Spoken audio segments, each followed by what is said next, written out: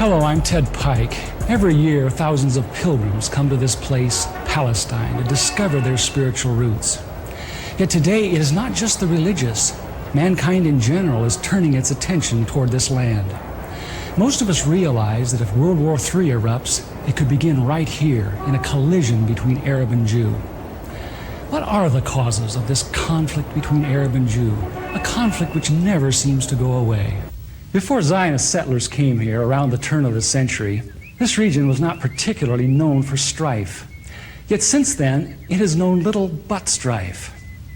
Is there something within Judaism itself which acts as an abrasive on this land?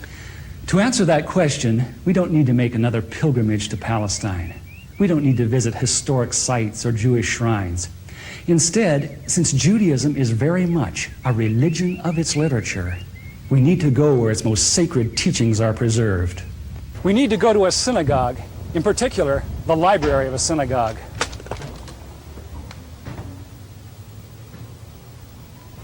In every synagogue library, we find hundreds of books, but there are a few which tower above the rest in authority. These include the Encyclopedia Judaica, the Universal Jewish Encyclopedia, the Jewish Encyclopedia. In the oldest of these, the Jewish Encyclopedia, we encounter fascinating new perspectives on the inner teachings of Judaism, perspectives which are well known to most religious Jews, but unknown to Christians. Most Christians believe that the Judaism of the Old Testament is very similar to Judaism today. Yet the Jewish Encyclopedia, in its article on Judaism, says modern Judaism and the Judaism of the Old Testament are very different. It says that after Nebuchadnezzar conquered Judah in the 6th century BC and led the Jews to distant Babylon, the Jews were faced with challenges to their faith they had never before experienced. Ever since the time of Solomon, the religion of Israel had centered around the magnificent temple in Jerusalem with its sacrifices and rituals. The question now became, how could one be a true Jew in a very foreign, even hostile environment? The need arose for a certain class of lay priests, called scribes or sopherim, to interpret the law in this new setting and make it workable. In time, these scribes became what the New Testament calls the scribes and Pharisees, the greatest legal authorities of Israel for all ages. The Pharisees said there were really two inspired revelations to the Jews. There was the written law of Moses, received atop Sinai, but there was also the oral tradition, acquired by 70 elders, who came to the base of the mountain, but were forbidden to proceed farther. The Pharisees said that these 70 elders, or Sanhedrin, received a much more extensive and profound revelation than Moses, a revelation which was never written down, yet took precedent over the written law. When Jesus came on the scene, his reaction was to bitterly denounce this counterfeit tradition. Christ said the Pharisees, by their tradition, had made the law of God of none effect. He considered the Pharisees the most dangerous leadership Israel ever had. In 70 AD, Jerusalem was destroyed by the Romans. Although Jewish sects such as the Sadducees now disappeared, the Pharisees emerged with even greater power over the Jewish people. The Jewish Encyclopedia describes the new role of the Pharisees.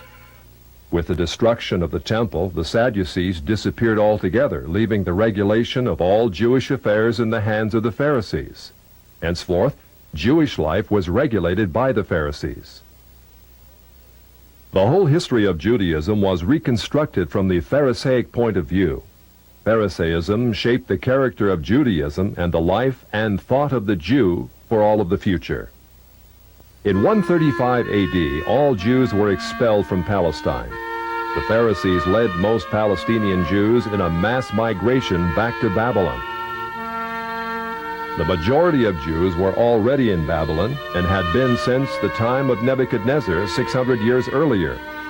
Yet around 140 AD, Babylon became the acknowledged land of refuge for world Jewry. For another 1,000 years, Judaism flourished in Babylon under the leadership of the Pharisees. Great academies of the rabbis were established and thousands of new laws formulated. There, those same Pharisees who killed Jesus Christ remained the undisputed rulers of Judaism. In Babylon, the Pharisees codified their oral traditions into the Babylonian Talmud, the written form of that oral tradition which Jesus so bitterly rebuked. The Talmud reveals how deep was Israel's apostasy. In her beginning, God gave the Hebrews the loftiest, the most upright literature and ethics the world has ever known. Yet when they turned their backs on him, they produced the Talmud, a work which has aptly been called a monument to human folly. The Talmud also helps us understand the basis for Christ's unflattering descriptions of the Pharisees. Jesus described the Pharisees as hypocrites, children of hell, blind guides, whited sepulchres, full of dead men's bones. He even described the Pharisees as children of their father the devil, a murderer from the beginning. The Talmud confirms Christ's words. In the Talmud, in Treatise Sanhedrin, an extensive passage describes the right of the Pharisee to kill anyone, just as long as he did so indirectly. As one of dozens of examples, the Talmud tells us that if one bound his neighbor and he died of starvation, he is not liable to execution. In such an indirect manner, the Pharisees also killed Christ. Manipulating the Romans to actually wield the spear and sword, the Pharisees claimed, as their descendants do today, that since the Romans were the direct cause of the death of Christ, it is the Romans, not the Jews, who are guilty. Christ also called the Pharisees adulterers, an adulterous generation. The Talmud provides generous loopholes for adultery. It says the penalty for adultery does not include sex with a minor, the wife of a minor, or the wife of a heathen. The Talmud also encourages seduction of unwed adolescent girls called designated bondmaids. But it's important how such rapes are performed. With the designated bondmaid, one is guilty only in the case of natural connection, but not in the case of perverse connection. The Pharisees reasoned that rape in a perverted manner is outside the jurisdiction of the law. Normal rape, however, was punishable. In Babylon, sexual perversion of every kind had been a way of life for millenniums. The Pharisees were deeply influenced by such practices.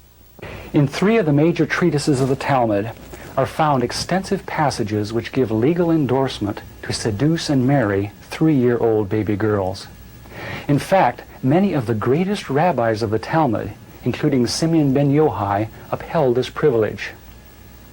Today in Israel, thousands of Jews go to Meron every year to venerate the memory of Simeon ben Yochai, one of the most respected rabbis in the history of Judaism.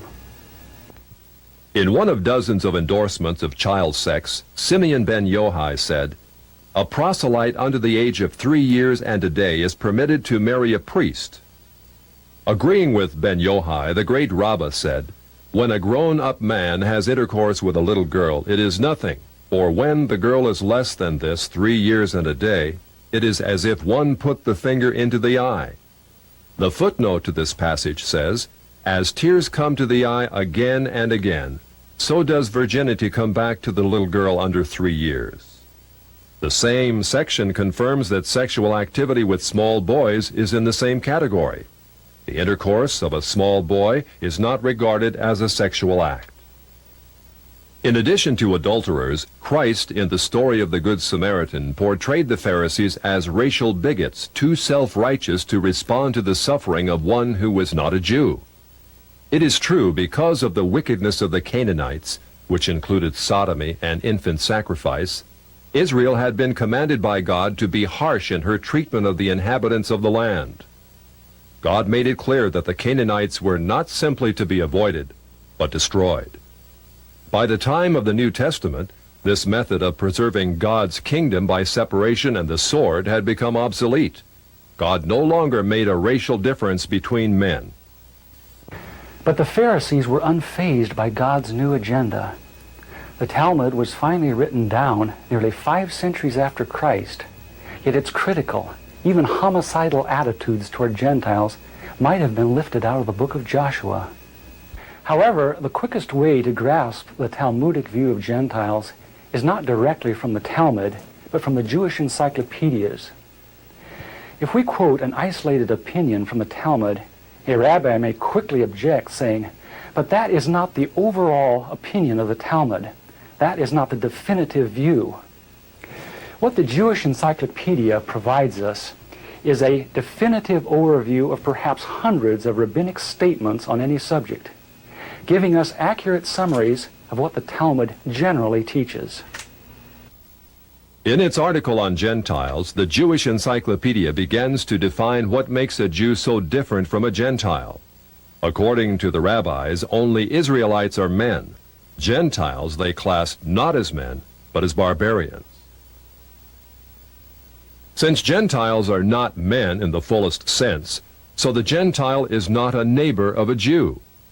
Further, since Gentile laws were too crude to admit of reciprocity, meaning too crude to be taken seriously, the Gentile was forever beneath the Jew.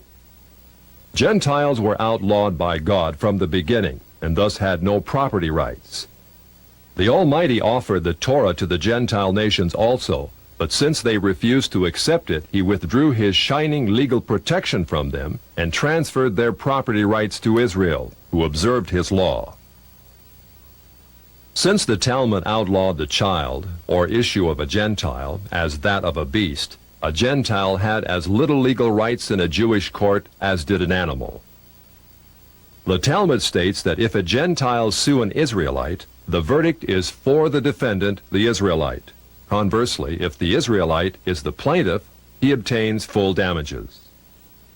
Because the Talmud conspires against Gentiles, if a Jew was ever caught telling a Gentile what the Talmud really says, such a person deserves death. So vile was the nature of a Gentile that the great Simeon ben Yohai said, "The best among the Gentiles deserves to be killed. The best of snakes ought to have its head crushed." Jews, however, are exalted beings in the Talmud, worthy of praise. Christ described the Pharisee who blessed himself, saying, "I thank thee, Lord, that I am not as other men." An eminent Talmudic rabbi says the same. "Blessed be thou, who hast not made me a Goy, or Gentile." There is a special antagonism between the Talmud and Jesus. The Talmud attacks him everywhere it can, even his mother. Mary, the Talmud says, was a whore who mated with carpenters. She who was the descendant of princes and governors played the harlot with carpenters. It naturally followed that the scribes declared Christ to be a bastard. In its article on Jesus, the Jewish Encyclopedia says that Jewish writings defame Christ. It is the tendency of all these sources to belittle the person of Jesus by ascribing to him illegitimate birth, magic, and a shameful death. Jesus, according to this article, was considered one of the three worst enemies of Judaism who came to an ignoble end. The Talmud says they subjected him to 4 deaths: stoning, burning, decapitation, and strangling. The Talmud also says he is now in hell, punished with boiling hot excrement. What is Christ's advice as he speaks to us out of hell? The Jewish Encyclopedia quotes Jesus as telling us above all to bless the Jews. He says, "Further their well-being. Do nothing to their detriment. Whoever touches them touches even the apple of his eye." Christians, as followers of the false prophet Jesus, also deserve death. The Jewish Encyclopedia again recaps the Talmud's position. A Gentile observing the Sabbath deserves death. It says the Talmud's hatred was probably directed against the Christian Jews. These Judeo-Christians, evasively called min, minute, or minim, were considered by the rabbis to be the most dangerous form of heretics of ancient times. The New Testament Gospels were writings which the rabbis considered more dangerous to the unity of Judaism than those of the pagans. A Talmudic rabbi said, "The writings of Christians deserve to be burned, for paganism is less dangerous than minute or Christianity." The Jewish Encyclopedia, in its article on men, continues to illustrate the Talmudic hatred of Christianity. Again, we must remember, minim usually indicates the Judeo-Christians. It was forbidden to partake of meat, bread, or wine with the Christian. Scrolls of the law, tefillin, and mezuzot written by a Christian were burned. An animal slaughtered by a Christian was forbidden food. The relatives of the Christian were not permitted to observe the laws of mourning after his death, but were required to assume festive garments and rejoice. The testimony of a Christian was not admitted in evidence in Jewish courts, and an Israelite who found anything belonging to one who was a Christian was forbidden to return it to him. The Pharisees, through their Talmud, thus gave the Jews an ethic which encouraged bigotry and isolation. But it did worse than that. It invited persecution. By the 11th century, the inhabitants of Babylon, growing weary of the self-righteousness and dishonesty of the Jews, expelled them to the west. Migrating across North Africa and Central Europe, the great majority of Jews who had lived in Babylon for almost 1,600 years now began to find their destinies in the cities of the West. Yet in coming to the West, found their Christian neighbors extremely intolerant of the antisocial deviations Jews had taken for granted in Babylon. In order to survive, it was necessary to abandon such Babylonian traditions. But that was not as easy as it sounds. For 1,000 years, the Pharisees had commanded such deviations. Most Jews could not bring themselves to defy the authority of the Pharisees. Enter one of the giants of Judaism of all time, the great Maimonides. Maimonides, a physician and philosopher, knew that no Jew who practiced Babylonian perversions could remain alive in Christian lands. He attempted to harmonize Greek philosophy with the best points of Judaism. He hoped his rationalizations would enable Jews to abandon their antisocial customs. Yet Maimonides was only partly successful. He was excommunicated by the Jewish community on the charge of making new laws. Nevertheless, his moderation and intellect did in fact temper the old Judaism of Babylon. Gradually over the centuries, Jews abandoned immoral practices of the Talmud. Such practices are not observed today. In fact, most Jews are so ignorant of the Talmud itself that they do not even know that such teachings exist within their sacred literature. Yet the fact remains that when the Jews came to the West in the Middle Ages and attempted to accommodate the Talmud to Christian society, a tremendous conflict was created.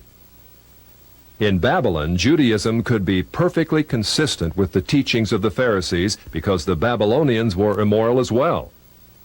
In Christian lands of the West, it became necessary to pretend that many of those teachings did not exist. Even today, religious Jews continue to venerate the Pharisees and their Talmud as the greatest source of light that Judaism will ever know. Yet, living in Christian lands, no Jew can fully perform what the Pharisees commanded. This conflict in Jewish responsibility has created a dilemma over the last 1,000 years from which Jews in the West have not emerged. Yet even before Maimonides came on the scene in the 12th century, another dilemma was being created in Judaism far to the east. This was a dilemma not concerning the doctrines of the Jews, but over who actually was a Jew. In their articles on Khazars, the Jewish encyclopedias tell us that in the 8th century A.D., Jewish missionaries ventured north of Babylon to the land of the Khazars between the Caspian and the Black Seas.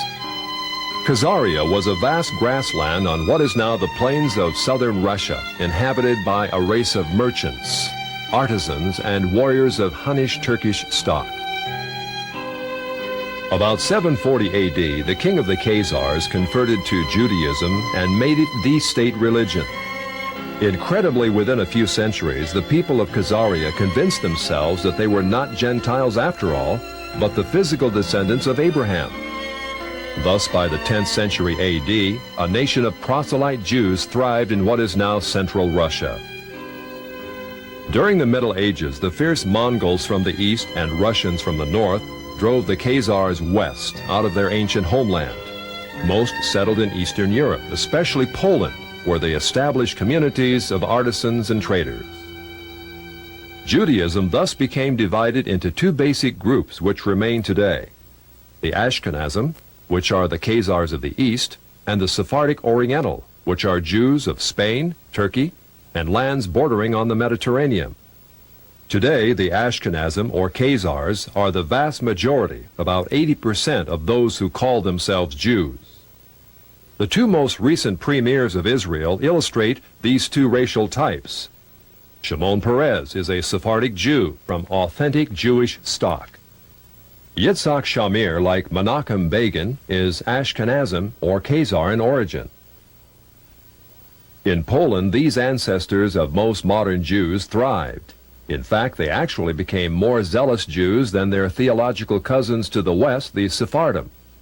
The Khazars were fascinated with that mystical aspect of Judaism called Kabbalah.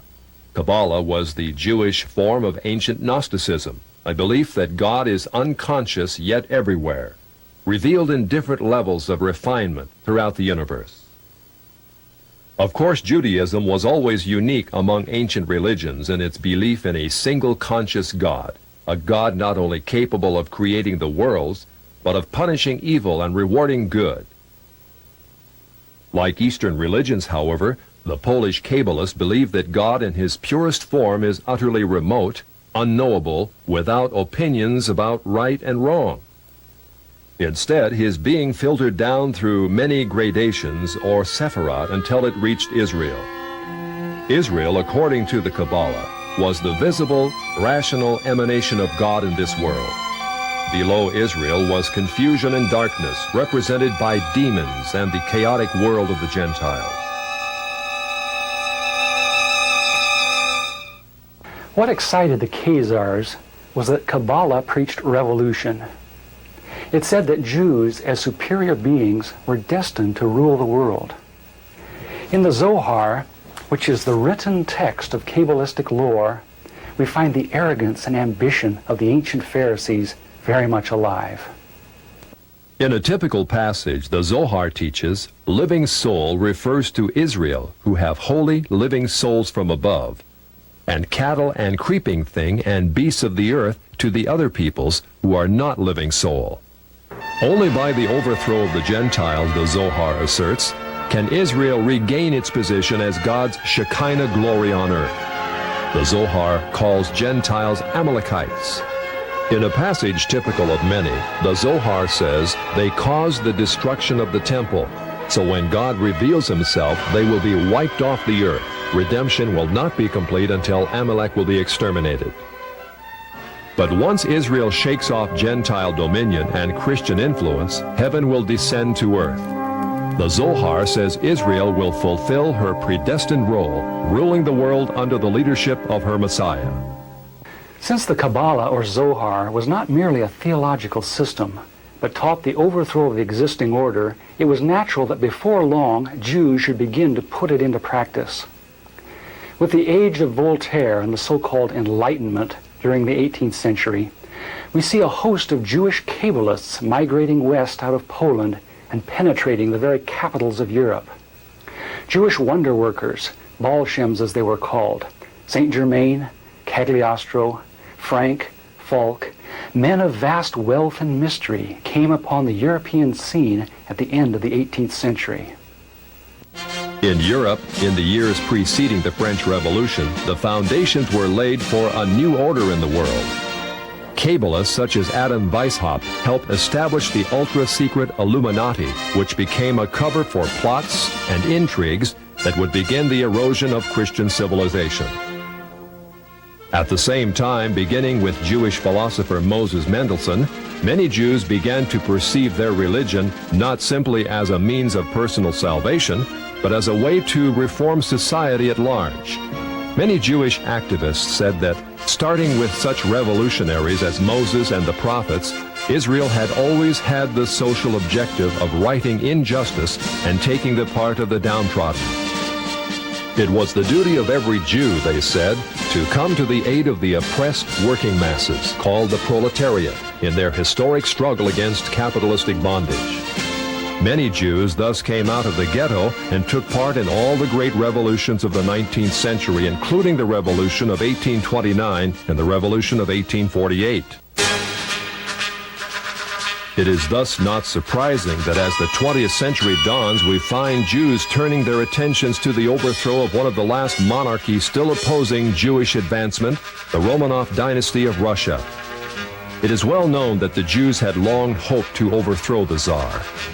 It was natural then that Jewish philosophers such as Moses Hess and Karl Marx should contrive a philosophy that could make such overthrow possible. It was also natural that international Jewish bankers of New York, London, and Hamburg should finance it. The U.S. State Department, in its 3-volume report on the origins of communism in Russia, published in 1931, reveals how Jewish-controlled German banks under the leadership of Max Warburg conspired as early as 1914 to send large payments to Lenin, Trotsky, and others in their attempts to bring down the Tsar.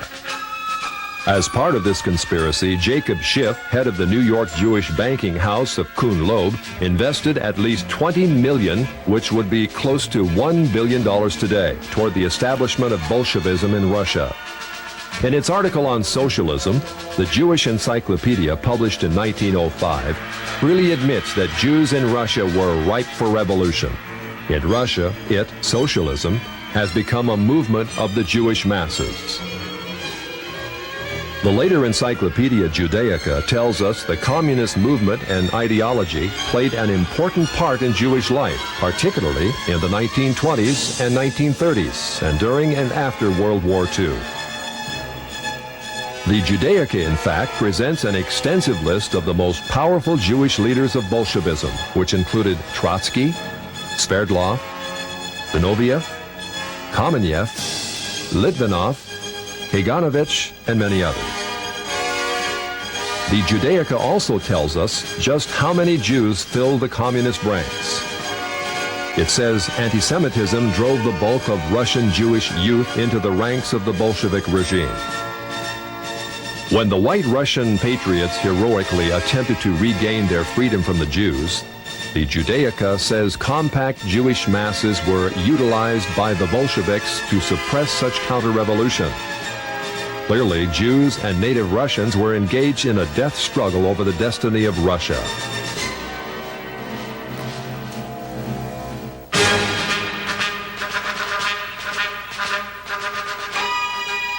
Unfortunately, the Jewish masses won. A rare photo shows the First People's Commissariat. From left to right are Uritsky, Trotsky, Zinoviev, Sverdlov, and Kaganovich, all Jewish. In 1918, intelligence services of the Western powers were buzzing with reports that communism was an international conspiracy fomented by atheistic Jews. British, Dutch, American, and other intelligence reports confirmed that Jews filled the Bolshevik ranks and that as much as 75% of all Soviet commissars were Jewish. In the Illustrated Sunday Herald of February 8, 1920, Sir Winston Churchill commented on what had almost become public knowledge. There is no need to exaggerate the part played in the creation of Bolshevism by these international and for the most part atheistical Jews. It is certainly a very great one. In the decades following the revolution, the question became, how much influence do the Jews still exert on the Soviet experiment? Although many of the Jewish kingpins in Bolshevism perished in Stalinist purges in the late 30s, none other than Nikita Khrushchev gives us an eye-opening view of just how many Jews were still in the Soviet government. Speaking to a delegation of French socialists, Khrushchev admitted in 1956 the government has found in some of its departments a heavy concentration of Jewish people, upwards of 50% of the staff. Because communism has historically been top-heavy with Jews, the Soviet policy of so-called anti-Semitism, much protested by Jews in the West, may in reality be but a ploy to distract the world from communism's Jewish past. Although most Jews have indeed been removed from high-profile positions in the Soviet hierarchy over the last 30 years, still Jews remain highly favored when it comes to immigration to the prosperous West. Since World War II, more than 1 million Jews have been allowed to leave the Iron Curtain, sometimes in waves of up to 52,000 a year. This contrasts to the grim reality that if even one Gentile attempts to escape, he would be lucky to receive only 15 years in prison. Jews, then, have played an enormous role in the Soviet experiment. Yet, as the Jewish Encyclopedia, in its article on socialism, again tells us, the passion of many Jews to socialize the world was not confusion. As peddlers of socialism, it tells us, Jews must be reckoned among the pioneers of the socialist parties in America. As a case in point, a flood of socialistic Jews entered the FDR administration and helped pioneer the New Deal for America.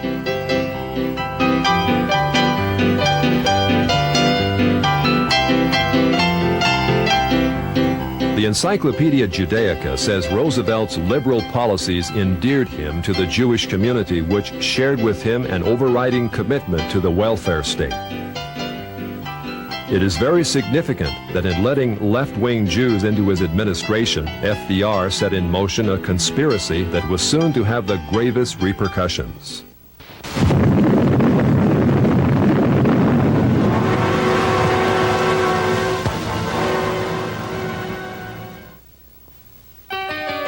As part of his policies, FDR had a German communist, Klaus Fuchs, a scientific genius who helped mastermind the atomic bomb. Yet Fuchs also headed a ring of 8 highly influential Jews who delivered the entirety of our atomic technology to the Soviet Union in the early 1950s. They included Julius and Ethel Rosenberg, David Greenglass, Harry Gold, Sidney Weinbaum, Morton Sobel, and others. Of the 10 convicted for espionage, no less than 8 were Jewish. Later in 1957, it was discovered that the Jewish Soblin brothers delivered massive defense secrets to the Russians. They acted upon the orders of the Jewish head of the Soviet secret police, Beria. The most recent example of such treachery is the Pollard spy case, in which Jewish spy Jonathan Pollard and his wife delivered thousands of top-secret documents not to Moscow, but to Tel Aviv. All Jews, of course, are not communists, spies, or even liberals. A small minority of conservatives like economist Milton Friedman, publisher Natty Loeb, and Senator Barry Goldwater are eloquent reminders that Jews are represented on the right as well as the left. Nor should we forget that many Jews have contributed disproportionately to the good of mankind, especially in such areas as medical research, science, and the arts. Such Jews deserve our heartfelt gratitude. Never should we indict Jews as a whole for the misdeeds of some. Yet the fact remains that historically most Jews have favored the liberal agenda. Many have gone as far left as communism. For example, in the late 40s, intensive investigations by the U.S. Justice Department revealed a disproportionate number of Jews in the American Communist Party. In 1949, the 11 members of the American Politburo of the Communist Party were convicted. 6 were Jews. In 1951, the second-string Politburo was indicted. Of 21 arrested, 14 were Jewish. Also in 1951, 15 top West Coast communists were indicted. 6 of the 15 were Jewish. Break left. During the Vietnam conflict, while American boys died by the tens of thousands, Jews dominated the communist New Left in America. The Encyclopedia Judaica says the New Left included a disproportionate participation of Jews in the leadership and sometimes also in the ranks. It continues, Jews have been active in the United States in all radical movements, socialist and communist, old left and new. On almost every major campus in which the New Left was active, Jews were prominent in the leadership. Typically, they formed between a third to more than half the leadership and members.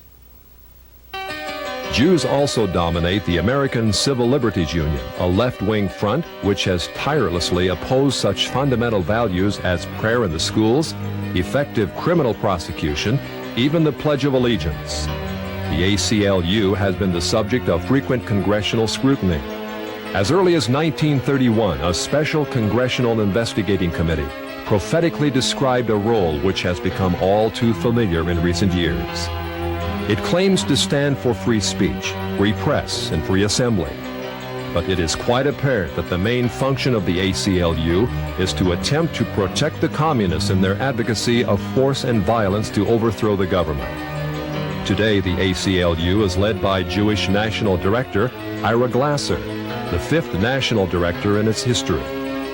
According to a 1977 ACLU survey of membership, 27.3% of ACLU leaders were Jewish, 21.4% of members. The feminist movement, with its agenda of free abortions and lesbian rights, also contains a lopsided number of Jews in its national leadership. The three most influential feminists, Gloria Steinem, Bella Abzug, and Betty Friedan, are Jewish radicals.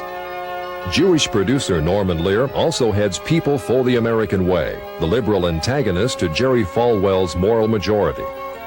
People for the American Way videotapes every broadcast of national TV evangelists in hopes of ruining their ministries. Why does such Jewish-led radicalism prosper? Largely because the television media promotes it. And who owns the media? In its article on television, the Encyclopedia Judaica reveals that the big three television networks are Jewish-founded and controlled. David Sarnoff founded NBC in 1926. CBS was founded under the presidency of William S. Paley, also Jewish. ABC was an outgrowth of the NBC network, and another Jew, Leonard Goldenson, became its president. Gentiles usually occupy the visible out-front positions, but each of the three networks remain under Jewish influence or control. According to the famous Lichter-Rothman poll of 104 top-level media executives, published in Public Opinion magazine, Jews also dominate the lower levels of network broadcasting.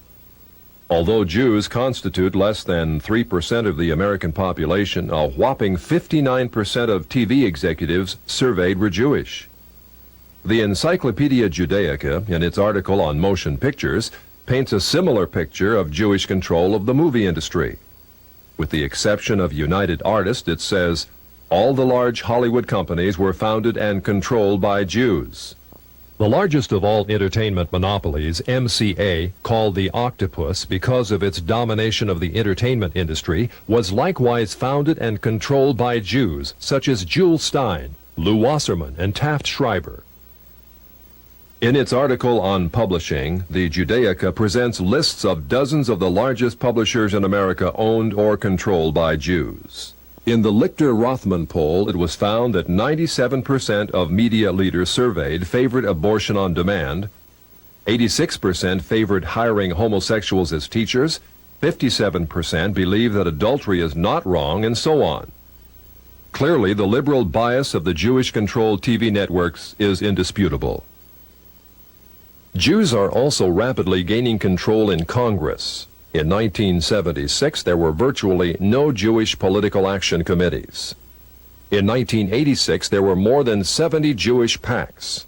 In 1972, there were 2 Jewish senators and 12 Jewish representatives in Congress. In 1986, there were 8 Jewish senators and 30 Jewish representatives. In 1986, more than 50% of the budget of the Democratic Party was paid for by Jews, with Jews paying 25% of the Republican budget.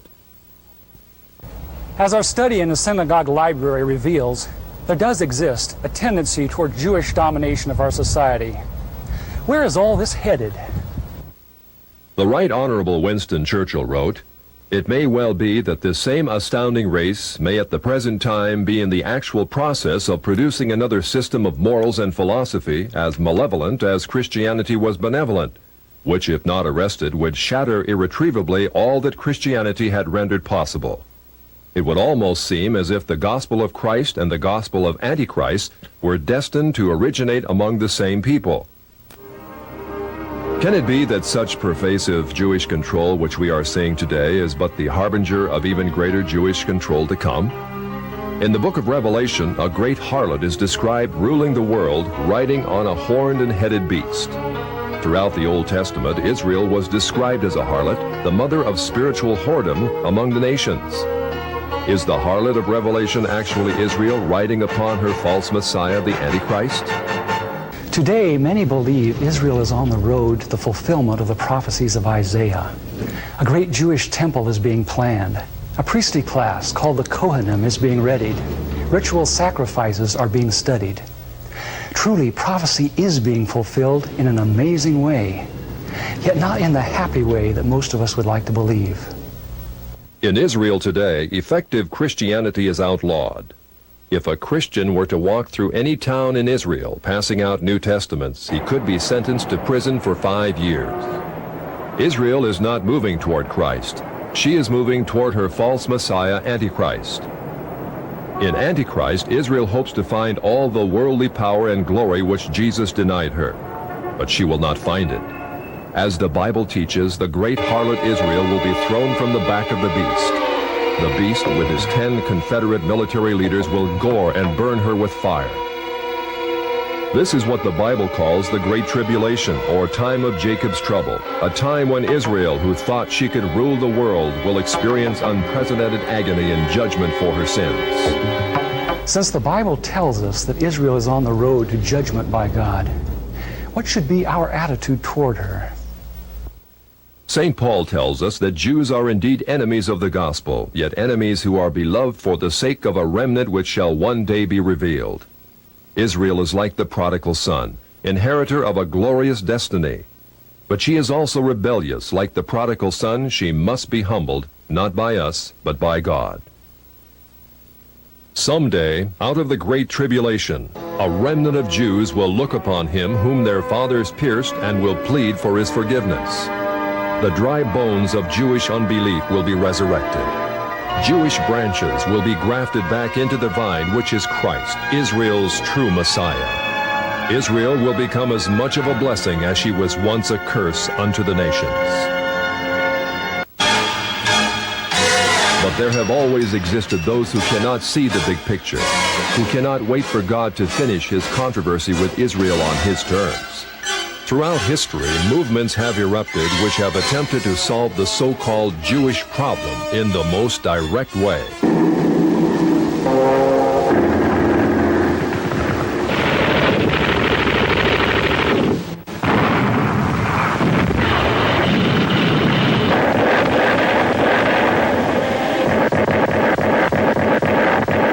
Yet all such anti-Semitic movements have ended in defeat. Defeat because they refused God's terms and instead resorted to violence and slander. Elevating themselves to racial superiority and debasing Jews as racial degenerates, anti-Semites have become loathsome to all mankind. In contrast, the Bible presents the perfect approach to this problem. All the prophets were heavily burdened, even angry at the transgressions of Israel. Yet when they spoke out, it was as God led them. When they chastised the people, it was not in the arm of flesh. Vehement as they had to be in denouncing sin, they never became bigots. Their message was on the highest ethical level. They told Israel she was sinful, not because she was racially degenerate, but because she had broken God's law. As would be expected, all the prophets were accused of being negative, even anti-Semitic. Jewish King Ahab called the prophet Elijah an enemy of his regime. Jeremiah was accused of being against his own people in favor of the Chaldeans. Micaiah was described as never speaking anything good, but only criticism. Even Christ and the apostles were called enemies of the Jews, yet they spoke out. The great figures of the Bible provide a pattern of how we should respond to the Jews today. The prophets and apostles preached the good news to Israel, yet they were very wary, very realistic concerning rabbinic deception. Our Lord warned us to beware of the leaven of the Pharisees. Considering the Pharisaic origins of modern rabbinic Judaism, his words can only mean, be wary of rabbinic Judaism. As we saw earlier, rabbinic Judaism is inherently ambitious. It will forever attempt to establish itself as the dominant factor in society. If Zionism is unnaturally encouraged, as it has been by the church over the last century, then it will rise to a position that is intolerable. Inevitably, mankind, smarting under its presumptions, will rise against it in new waves of anti-Semitism.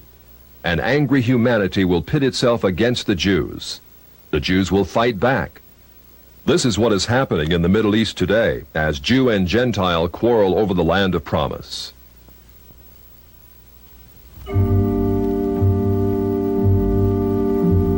Who owns this land?